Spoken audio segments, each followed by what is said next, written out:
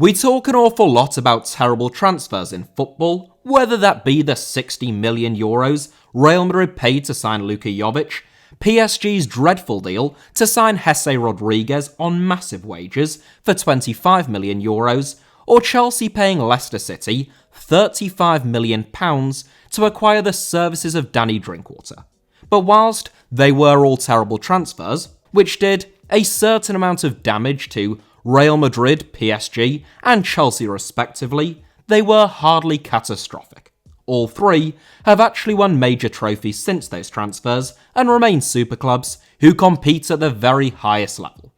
Even the ludicrous amount of money that Barcelona paid for Philippe Coutinho, which contributed to the enormous amount of debt that Barca racked up under former president Josep Bartomeu, or the crazy wages that Manchester United offered Alexis Sanchez, for example, which destroyed what little wage structure and squad cohesion they previously had, have not, yet at least, resulted in the total and absolute downfall of Barcelona or Manchester United. Don't get me wrong, things aren't going great for either of them, and they haven't been for a few years. But both teams still competed in the Champions League this season and will almost certainly be playing in Europe again next season. No. Instead of the usual focus just on terrible transfers, which only tends to take into account cost versus performance and sometimes sell-on value, I wanted to take a look at some of the most truly damaging transfers in the history of football. I am talking about transfers that were so catastrophic that even Newcastle United's club record signing of Michael Owen, who was handed a reported £120,000 a week deal at St James's Park, and Everton spunking close to £50 million on Gylfi Sigurdsson, didn't even get a look in. Here are 7 of the most ruinous, calamitous, and downright disastrous transfers of all time. 7th, Seth Johnson to Leeds United. There is an urban legend that when Leeds United signed Seth Johnson in 2001, the midfielder was earning just £5,000 a week at Derby County and was hoping to receive an offer of around £13,000 a week at Leeds United. Legend has it that Leeds United chairman Peter Ridsdale's first offer to Johnson during negotiations was £30,000 a week. And when the room fell silent, due to Johnson and his agent being stunned by the offer that he had made, Ridsdale voluntarily increased his own offer to £37,000 a week, thinking that they had been unimpressed with his initial proposal. Sadly, that urban legend is just that. Seth Johnson has since revealed that he wasn't even personally present for his own contract negotiations. Meanwhile, Ridsdale claims that Leeds were paying Johnson, quote, at least £10,000 a week less than most reports claimed. Nonetheless, whilst that story might have been a little bit fanciful, it was believable precisely because of the way in which Leeds United were mismanaged during the early 2000s. And even if Johnson was only on £20,000 a week, with the word only in inverted commas there, he was still a hugely damaging piece of transfer business by Leeds United. Following 2 seasons at Derby County, where Johnson had played almost every minute and won his first cap for England, Leeds paid £7 million to acquire his services, with the potential to rise to £9 million, in addition to handing him a hefty 5-year deal. Leeds had spent beyond their means for a few seasons by that point, and when the club missed out on the Champions League in 2002, and the extra revenue that comes with it, a sharp and painful decline ensued. Within 2 years, Leeds had been relegated to the Championship, and 2 years after that, they dropped down into League One and entered administration. It would take 16 years before Leeds returned to the Premier League. The signing of Seth Johnson was by no means the sole cause of Leeds United's decline. The likes of Darren Huckabee, Michael Bridges, Michael Dewberry, Robbie Keane, Robbie Fowler, and Nick Barmby also proved to be very expensive mistakes by Leeds in the transfer market. Meanwhile, Danny Mills's wages were as damaging as just about anything else. But Johnson arrived for a big fee, on very big wages. He was almost permanently injured, barely playing 50 games in 4 seasons at the club, and he left for absolutely nothing. Ken Bates once claimed that Johnson had cost Leeds United £230,000 a game, which just about sums it up for a club that ended up starting a League One season on minus 15 points after entering administration. 6th, Leandro DAMIÃO to Santos.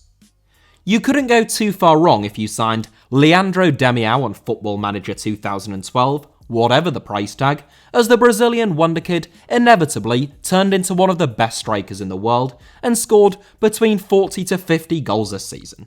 Unfortunately for Santos, they signed DAMIÃO in 2014 rather than 2012, and in real life, not on Football Manager. Two absolutely crucial differences that really cost them in the long run. There was a reason why DAMIÁO was so highly rated on FM12, and in real life at the time, given the fact that he scored 38 goals in 51 games in the 2011 season, which he began as a 21-year-old. DAMIÁO was also the top scorer at the 2012 Summer Olympics in the United Kingdom, where he scored 6 goals in only 5 games, en route to the final, being nicknamed the new Ronaldo and getting heavily linked with moves to the likes of Tottenham Hotspur and Napoli. DAMIÁO ended up sticking it out with Independiente in Brazil until the end of the 2013 season, in which he only managed to score 13 goals. But Santos was still willing to fork out 41 million Brazilian real on him, which worked out as about £12 million at the time. That made DAMIÁO the second most expensive signing in the history of the Campeonato Brasileiro at the time, behind only Carlos Tevez, and only 2 or 3 players have since arrived in the league for more.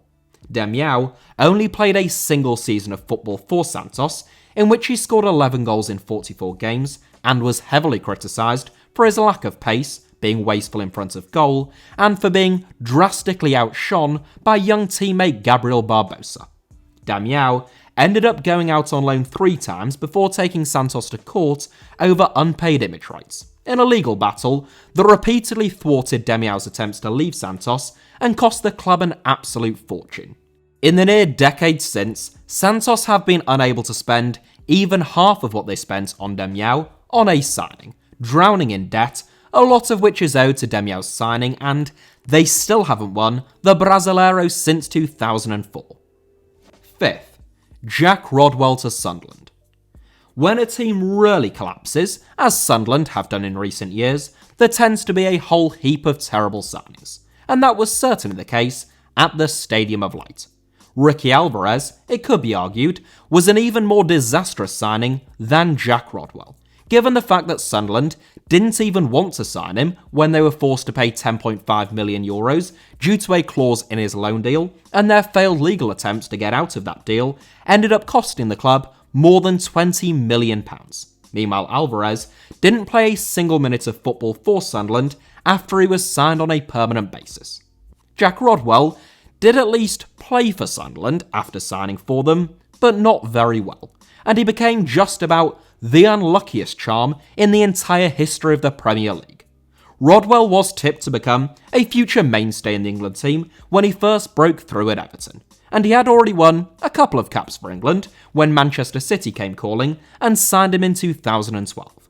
Having struggled for game time at the Etihad after 2 seasons, Sunderland signed Rodwell for £10 million, in what looked to be a really solid signing for a bottom-half Premier League team.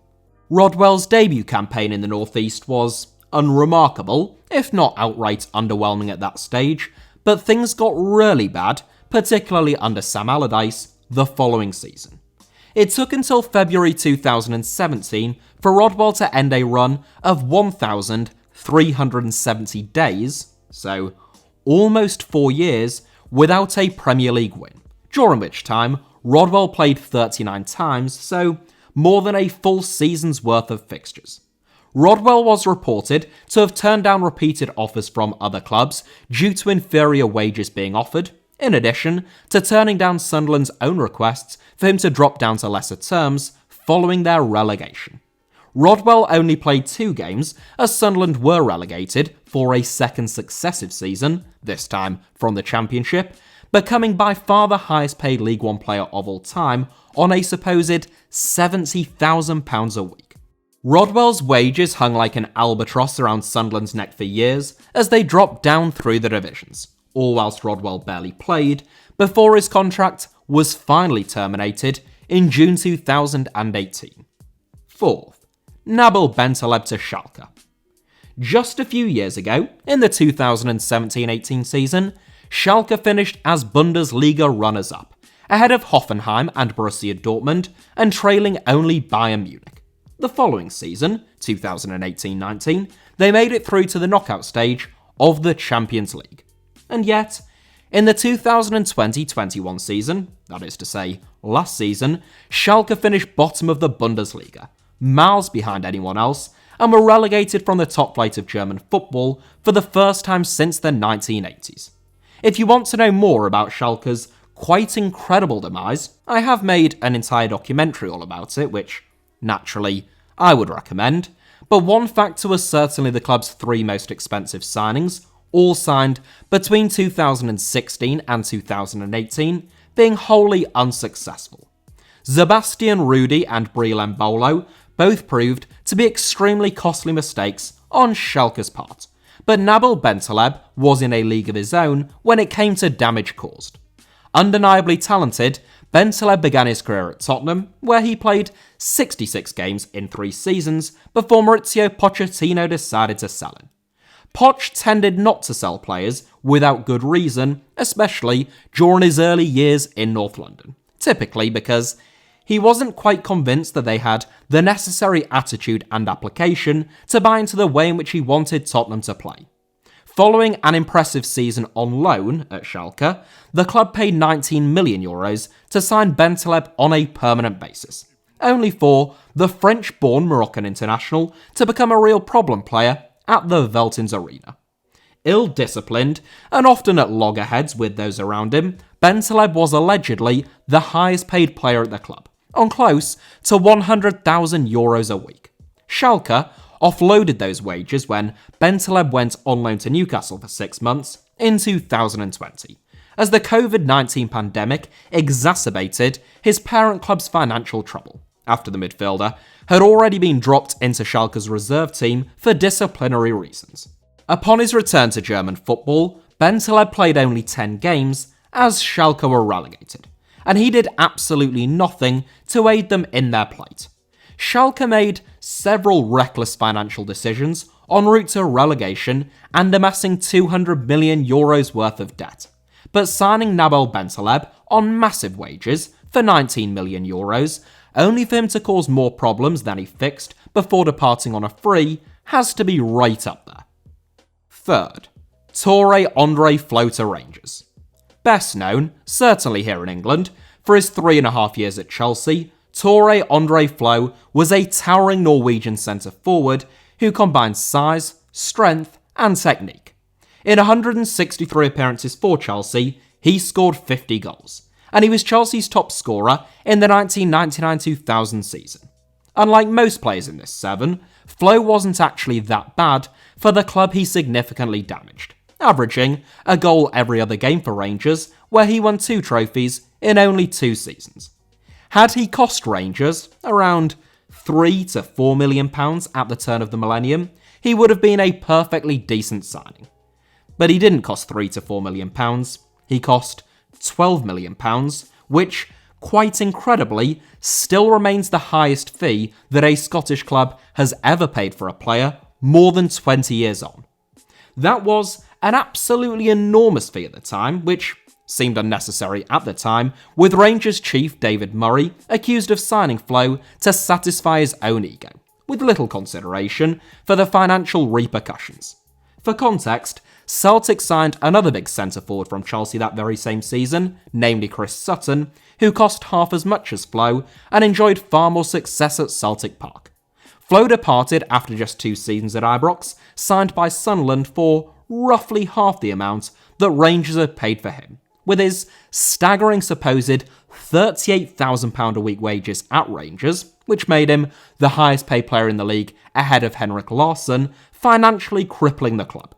It would take until February 2012 for Rangers to officially enter administration, and then liquidation in October 2012, as a new corporate entity had to be created and Rangers were forced to start out again in the 4th tier of Scottish football. Signings like Michael Ball and Tore André Flo did not immediately cripple Rangers, as other signings in this 7 did, but ultimately their impact would be even more severe, resulting in the total collapse of the club and endless and tedious debates about whether the post-liquidation Rangers should be considered a continuation of the pre-liquidation era club. Second, Rodriguinho to Cruzeiro. I have included 2 Campeonato Brasileiro signings in this 7, but in reality, I could quite comfortably have filled all 7 spots with calamitous signings made by Brazilian clubs in recent years who seem to operate in the transfer market with a near suicidal zeal. Few signings have been as damaging, and few declines have been as severe as Rodriguinho and Cruzeiro. With a nickname like Rodriguinho, you should probably be one of the best players in the world, like some kind of combination of Rodri and Ronaldinho. And Rodriguinho was one of the outstanding players in the Brazilian game for a couple of years at Corinthians. His fine form saw him called up to the Brazilian national team, with whom he won 2 caps in 2017. In 2018, Rodriguinho left Corinthians in a move to Egyptian outfit Pyramids FC, who spent an absolute fortune that summer under their short-lived Saudi ownership. That regime came crashing down so quickly that Rodriguinho only ever played 8 games in Egypt before Cruzeiro brought him back to Brazil in a deal worth 30 million Brazilian real, or roughly £4.5 million in January 2019. When club legend Ronaldo Nazário acquired a controlling 90% interest in Cruzeiro in December 2021, they still owed that 30 million Brazilian real to Pyramids FC. That is despite the fact that Rodriguinho himself was already long gone. Plagued by injuries during his 13 months at the club, Rodriguinho only played 5 games in the 2019 Campeonato Brasileiro campaign as Cruzeiro were relegated from the top flight of Brazilian football for the first time in the entire history of the club. That relegation sent shockwaves right the way through Brazilian football, but it had been coming for a long time. And for a comprehensive breakdown of how one of Brazilian football's biggest clubs suffered such a sudden and dramatic decline, I have also made a video all about that. My output really is outstanding. Cruzeiro are now looking to get back into the top flight of Brazilian football with the help of $70 million worth of investment following Ronaldo's return. Meanwhile, Rodriguinho plays for Bahia, where he was relegated for a second successive season during his debut campaign. First, Benito Carbone to Bradford City. One of a number of very talented Italians to arrive in the Premier League from Syria during the second half of the 1990s, following a sharp decline in the value of the Italian lira, Benito Carbone is best known in England for the 3 seasons that he spent at Sheffield Wednesday. It was in the summer of 2000, following a single season at Aston Villa, that Carbone joined Bradford City on a free transfer. That might have seemed like a bargain at first glance, but perhaps some suspicion ought to have been aroused by the fact that Bradford, who had only narrowly avoided relegation from the Premier League the previous season, had reportedly offered Carbone better terms than the offers that he received from Fiorentina, Napoli, and Everton. Much like Flo at Rangers, Carbone wasn't actually a bad player for Bradford. He scored 10 goals in 42 games, but his £40,000 a week wages made him almost the highest paid player in the entire division. What's more, Bradford were relegated during Carbone's first season at the club, finishing bottom of the Premier League, and he was sent out on loan to Derby County and Middlesbrough the following season as Bradford sought to get their biggest earners off their wage books. At the end of their first season back in the second division, Bradford entered administration. The Bantams were in £13 million of debt and in serious danger of going entirely out of business.